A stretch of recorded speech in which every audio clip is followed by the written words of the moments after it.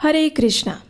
एक भक्तेन नक्तेन बालवृद्धातुरः क्षिपेत् पयो मूलफलैर्वापि न निर्ददशिको भवेत्।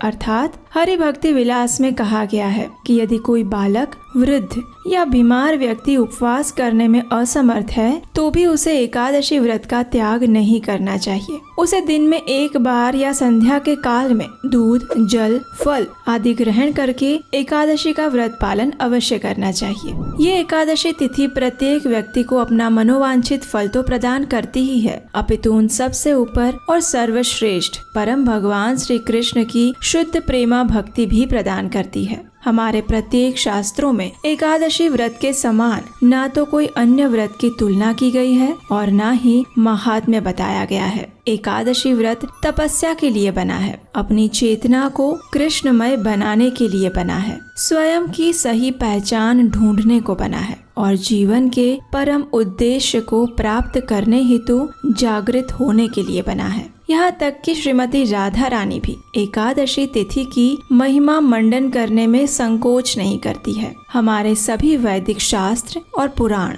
एकादशी तिथि की भूरी भूरी प्रशंसा और एक स्वर में महात्म्य गान करते हैं, क्योंकि हो सकता है कि बाकी सभी व्रत, पर्व और त्योहार मनुष्य को हर प्रकार के सुख, समृद्धि और कीर्ति देने का वचन देते हो, लेकिन एकादशी तिथि इन सब से ऊपर है, क्योंकि वो इस नश्वर जगत में स्थायी सुख देने का वचन देती है। और ये स्थायी सुख है परम भगवान की शुद्ध प्रेमा भक्ति और इस जन्म मृत्यु के चक्र से सदा के लिए मुक्ति। भौतिक सुख सुविधाएं आपको इस जन्म में सुख प्रदान कर सकती है, मृत्यु के बाद जैसे ही शरीर छूटा सारे समृद्धि भी छूट गई, लेकिन एकमात्र भगवान की भक्ति ही है जो मनुष्य के शरीर को छोड़ने के बाद भी उसके साथ रहती है। और ये भक्ति कौन हमें प्रदान कर सकता है? तो वो हमें मिल सकती है प्रमाणभूत गुरु की कृपा से, वैष्णवों के संग से, वैदिक नियमों के पालन से, तुलसी देवी की सेवा से और एकादशी व्रत का पालन करने से।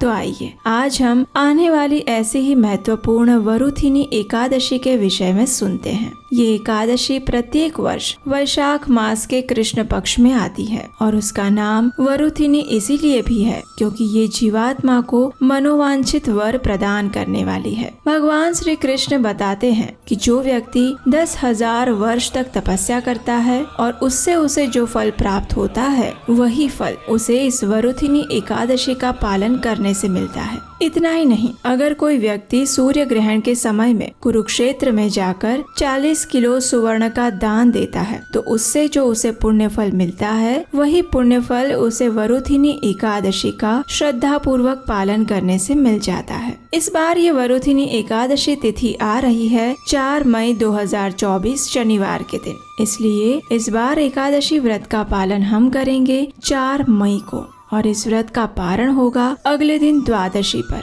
यानी 5 मई 2024 रविवार के दिन। पारण करने का या व्रत खोलने का समय है प्रातः 5:39 से लेकर 10:09 के बीच में। अब देखिए, इस बात में कोई संशय मत रखिएगा कि एकादशी का पालन कब करना है, क्योंकि इस बार जो एकादशी आ रही है वो पूर्ण एकादशी तिथि है, यानी वह ना तो दशमी से सम्मिलित हो रही है और ना ही द्वादशी से। इसलिए इस एकादशी का पालन सभी को 4 मई 2024 को ही करना है। पंचांग के समय अनुसार एकादशी तिथि प्रारंभ हो जाएगी 3 मई शुक्रवार को रात के 11:24 से और ये तिथि समाप्त होगी 4 मई शनिवार को रात के 8:38 पर। इस प्रकार ये एकादशी सूर्योदय से लेकर सूर्यास्त तक अखंड बनी रहती होने के कारण पूर्ण एकादशी है। इसलिए प्रयास करें कि दशमी के दिन आप जो भी भोजन लेना चाहें उसे थोड़ा जल्दी ही ले लें,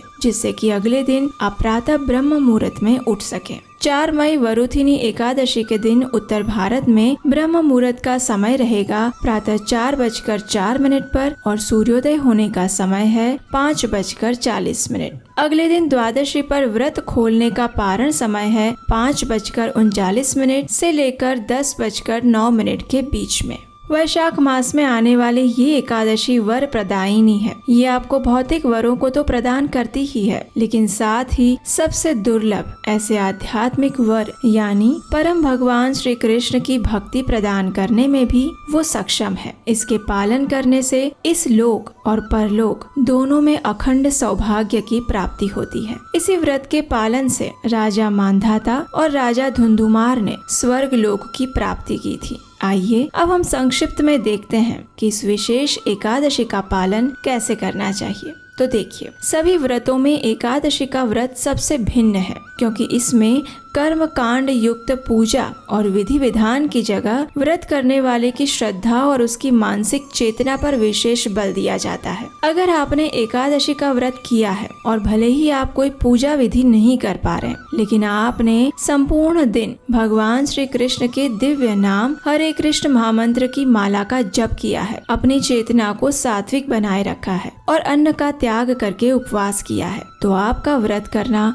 सफल रहा। लेकिन उससे विपरीत आपने व्रत के सभी पूजा विधि विधान किए, उपवास रखा, लेकिन आपने उस दिन हरे कृष्ण महामंत्र का जप नहीं किया और अपनी चेतना में क्रोध, लोभ, मोह, अहंकार, ईर्ष्या इन सभी अनर्थों को लेकर दिन व्यतीत किया, तो आपका व्रत करना असफल रहा। यही है एकादशी व्रत पालन करने का मूल मंत्र। एकादशी के दिन प्रातः में ब्रह्म मुहूर्त में उठ जाना चाहिए। सभी पवित्र नदियों का स्मरण करते हुए, उन्हें प्रणाम करते हुए स्नान करना चाहिए और स्वच्छ होना चाहिए। उसके बाद अपने घर में पूजा स्थान को स्वच्छ करके भगवान की मंगला आरती करनी चाहिए अथवा उसका दर्शन करना चाहिए। उसके बाद हाथ में गंगाजल लेकर भगवान के समक्ष एकादशी व्रत का संकल्प लेना चाहिए और उनसे प्रार्थना करते हुए इस प्रकार कहना चाहिए, हे केशव, आप सभी मनोकामनाओं को पूर्ण करने वाले परम भगवान हैं। आपकी प्रसन्नता हेतु और आपकी शुद्ध भक्ति की याचना करते हुए मैं इस वरोधिनी एकादशी का पालन करने का संकल्प लेती हूँ।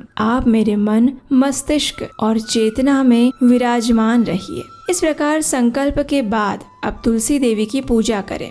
अब देखिए, वैसे तो प्रत्येक घरों में तुलसी का पौधा होना ही चाहिए, लेकिन कम से कम प्रत्येक हिंदू सनातन धर्म का पालन करने वाले व्यक्ति के घर में तो तुलसी देवी अवश्य होनी चाहिए। उनके आपके घर में रहने से आपके घर का वातावरण शुद्ध और आध्यात्मिक बन जाता है। सारी नकारात्मकताएं दूर होती है और भगवान श्री कृष्ण की विशेष कृपा प्राप्त होती है। तो अब तुलसी देवी की पूजा अर्चना करें, उन्हें आवश्यकता के अनुसार जल दे, पुष्प, गंध और दीप अर्पित करें और उनकी कम से कम 3 बार प्रदक्षिणा करें। ये गर्मी का समय है, इसलिए ये मत सोचिएगा कि एकादशी के दिन तुलसी में जल नहीं डाल सकते। हमारे शास्त्रों में ऐसा नहीं लिखा है कि एकादशी पर तुलसी में जल नहीं डालना चाहिए। अब तुलसी महारानी के समक्ष बैठकर हरे कृष्ण महामंत्र का जप करें, यानी हरे कृष्ण कृष्ण कृष्ण हरे हरे, हरे राम राम राम हरे हरे। इस महामंत्र की 108 मन के वाली कम से कम 8, 16 या 25 माला का जप करें। ये जप आप संपूर्ण दिन में भी कर सकते हैं। एकादशी के दिन हम किसी भी प्रकार के अन्न, दाल, चावल इत्यादि का त्याग करके संपूर्ण उपवास करते हैं। अगर बिना भोजन के उपवास करना संभव ना हो तो आप जल, दूध, फल या फिर एकादशी का प्रसाद ले सकते हैं, लेकिन प्रयास करें कि इस दिन अधिक से अधिक हरि नाम का जप करें, हरि कथा सुने और भगवत गीता या श्रीमद् भागवतम ग्रंथ का अध्ययन करें।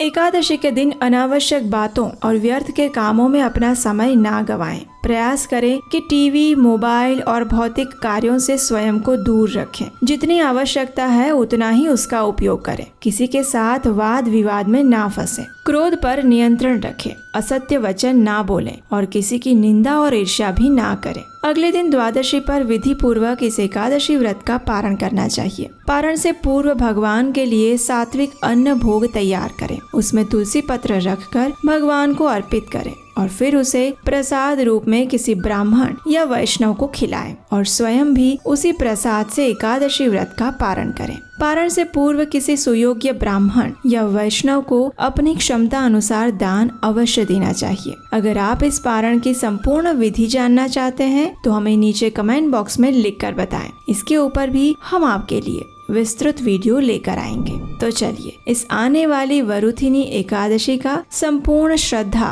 और भक्ति भाव से पालन करते हैं, जिससे कि हम समस्त वरों के दाता वरदराज श्री कृष्ण को प्रसन्न कर सकें और उनसे उनकी शुद्ध भक्तिमय सेवा प्राप्त कर सकें। हरे कृष्ण।